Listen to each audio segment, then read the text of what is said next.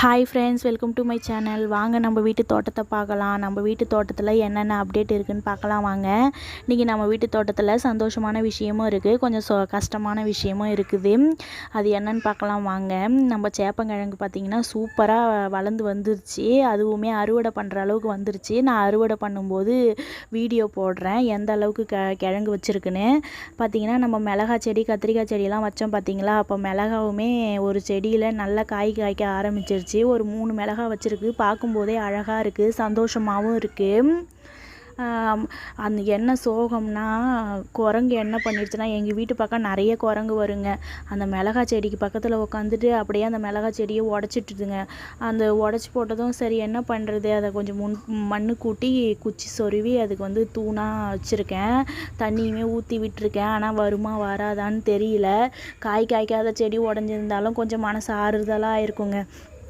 காய் காய்ச்சதுக்கப்புறம் உடஞ்சது தான் ரொம்ப கஷ்டமாக இருந்தது. இன்னும் சோகமான விஷயம் என்னென்னா, நம்ம வீட்டு கத்திரிக்காய் செடி அழகாக காய் காய்ச்சிருந்ததுங்க. பூ வச்சு நல்லா எல்லா செடியிலுமே 2 கத்திரிக்காய் 3 கத்திரிக்காய் அப்படி தான் வச்சுருந்தது.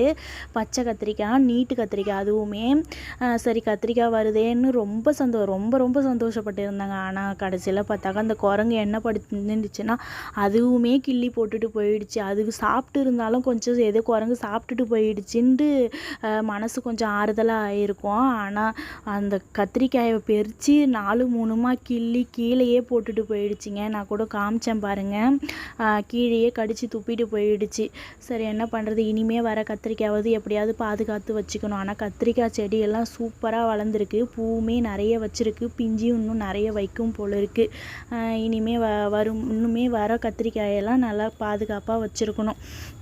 பார்த்திங்கன்னா நம்ம வீட்டில் வெண்டைக்காய் செடி நாற்று விட்டு பிடுங்கி வச்சுருந்தோம் பார்த்திங்களா. அதுவுமே சூப்பராக நல்லா துளிர் வச்சு வெண்டைக்காயுமே குட்டி குட்டியாக வெண்டைக்காய் வருது. எல்லா செடியிலுமே வெண்டைக்காய் வருது.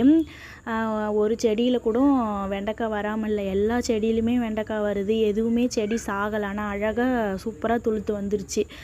பார்த்திங்கன்னா நம்ம அரும்பு செடியுமே அழகாக வந்திருக்குது.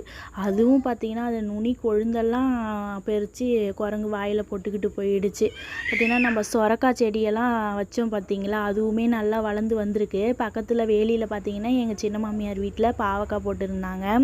அதுவுமே சூப்பராக காய் காய்ச்சி வந்திருக்கு. அப்படியே காலையில் செம்ம வாசனைங்க. என்ன வாசனைன்னு பார்த்தா, பக்கத்தில் மேலே நுணா மரத்தில் பூ வாசனைங்க, செம்மையாக இருந்தது. இன்றைக்கி இவ்வளோதாங்க வீடியோ. உங்களுக்கு பிடிச்சிருந்தா நம்ம சேனலை லைக் அண்ட் ஷேர் பண்ணுங்கள். நம்ம சேனலை சப்ஸ்கிரைப் பண்ணாதவங்களாம் சப்ஸ்கிரைப் பண்ணுங்கள். பாய், நெக்ஸ்ட் வீடியோவில் பார்க்கலாம்.